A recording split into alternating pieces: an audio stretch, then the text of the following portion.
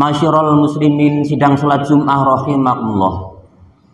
Mengawali khutbah siang hari ini, khatib berwasiat kepada diri pribadi khususnya dan kepada jamaah sekalian umumnya.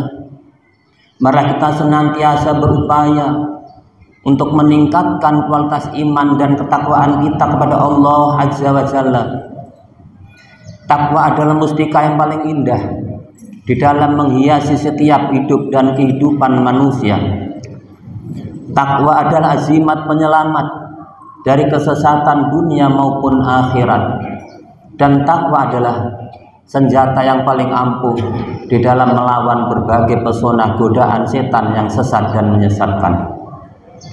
Oleh karena itu, berbekallah di dalam setiap gerak langkah kehidupan kita dengan sebaik-baik bekal, sekuat-kuat bekal, dan seindah-indah bekal, yaitu dengan bersenjatakan takwa kepada Allah Subhanahu wa Ta'ala, menjalankan segala hal-hal perintahkan oleh Allah dan menjauhi segala bentuk larangan-larangannya. Maka bagi hamba Allah yang memiliki komitmen takwa yang tinggi kepada Allah Subhanahu wa Ta'ala, tiada puncak yang paling ia cari nanti kecuali meraih ridhonya Allah Subhanahu wa Ta'ala. Sedangkan untuk mendapatkan ridho dari Allah Subhanahu wa Ta'ala, tangga yang harus ia lalui adalah mengenal Allah itu sendiri. Sedangkan untuk mengenal Allah, para ulama telah menuntun kepada kita untuk mengenal diri kita masing-masing. Terdapat sebuah postulat dalam dunia Islam yang sangat terkenal, man arafa nafsahu faqad arafa rabbah. Siapa yang mengenal dirinya maka akan mengenal Tuhannya. Sedangkan untuk mengenal diri diupayakan untuk mengajukan 5 pertanyaan mendasar yang harus sama-sama kita temukan jawabannya secara pasti dan hakiki. 5 pertanyaan ini adalah: siapakah kita? Di mana kita sekarang? Apa tugas pokok kita?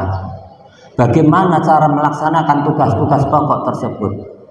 Dan apa dosa atau pahala yang berkaitan dengan pelaksanaan tugas tersebut? Masyarul muslimin sedang sholat Jumat rahimakumullah. Untuk menjawab 5 pertanyaan ini, ketika kita jawab dengan logika kita, pasti ada logika orang lain yang membantahnya. Jika kita jawab dengan berbagai pengalaman yang kita miliki, tentu ada segudang pengalaman orang lain yang tidak sama atau yang berbeda dengan pengalaman kita. Masyarul muslimin sedang sholat Jumat rahimakumullah. Akan tetapi ketika 5 jawaban ini, 5 pertanyaan ini kita jawab dengan ajaran agama Islam atau dinul Islam, yang Islam mempunyai referensi utama yaitu Al-Quranul Karim, dan Al-Quran diawali dengan suratul Fatihah sebagai preambul Al-Quran atau garis-garis besar Al-Quran. Ini ada jawaban yang pasti untuk menjawab 5 pertanyaan mendasar tadi. Pertanyaan pertama, siapakah kita? Pertanyaan ini dijawab oleh ayat pertama, Bismillah dan Alhamdulillah. Bukankah Islam telah mengajarkan kepada kita, ketika kita mengawali sesuatu, kita awali dengan basmalah. Begitu pula ketika kita mengakhiri sesuatu dan sesuatu itu telah berakhir, kita akhiri dengan Alhamdulillah. Ternyata ini bukan hanya sekedar pelajaran yang harus kita lakukan setiap hari sebagai bagian akhlak Islam yang tinggi. Akan tetapi masyarul muslimin, ketika kita cermati maknanya secara seksama, kita akan menemukan sebuah pelajaran yang sangat berarti. Ketika kita mengawali sesuatu, kita awali dengan basmalah, menunjukkan bahwa kita ini berasal dan asal kita dari Allah Subhanahu wa Ta'ala. Begitu pula ketika kita mengakhiri sesuatu dan sesuatu telah berakhir, kita akhiri dengan bacaan Alhamdulillah, mengingatkan kepada kita bahwa kita pasti akan kembali, dan kembali kita hanya kepada Allah Subhanahu wa Ta'ala. Masyarul muslimin sedang sholat Jumat rahimakumullah. Inilah yang disebut dengan makhluk. Karena di antara salah satu hukum yang berlaku pada makhluk, Makhluk selalu terikat dengan hukum awal, dan setiap yang terikat hukum awal pasti akan terikat dengan hukum akhir. Artinya apa? Setiap yang berawal pasti akan berakhir. Sedangkan Sang Khalik Allah Subhanahu wa Ta'ala adalah zat yang tidak berawal. Karena tidak berawal maka tidak berakhir. Wallahul awwal wal akhir, Allah awal tanpa pemula dan akhir tanpa penutup. Maka para filosof menyebutkan atau mengatakan bahwa Allah adalah zat yang maha ada sebelum dunia ini ada setelah dunia ini ada, dan ada setelah dunia ini tidak ada. Masyiral muslimin sedang salat Jumat rahimakumullah. Ketika kita cermati bersama bahwa Allah Subhanahu wa Ta'ala menciptakan kita manusia di permukaan bumi ini, yaitu diciptakan dari tanah. Setiap hari kita menginjak tanah, dan suatu saat nanti kita akan berpisah antara roh dan jasad kita, dan jasad kita akan dikembalikan pulang ke dalam lubang tanah. Maka ketika jasad kita sudah kembali masuk ke dalam lubang tanah, Rasulullah SAW pernah bersabda, yattabi'u alal janazati salasah, yang mengikuti jenazah kita nanti ada 3 hal. Yang pertama yaitu ahlikum, yaitu keluarga kita.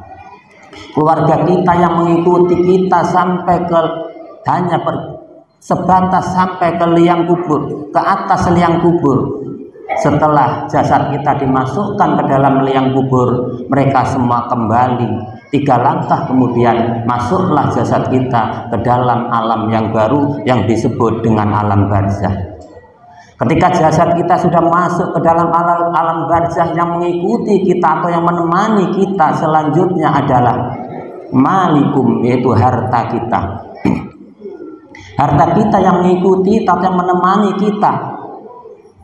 Tidak rumah kita yang indah, bukan kendaraan kita yang mewah, atau bukan istana kita yang megah, akan tetapi yang mengikuti kita hanyalah sehelai kain kafan berwarna putih bersih, yang menyelimuti kita hanya sebatas 40 hari 40 malam saja.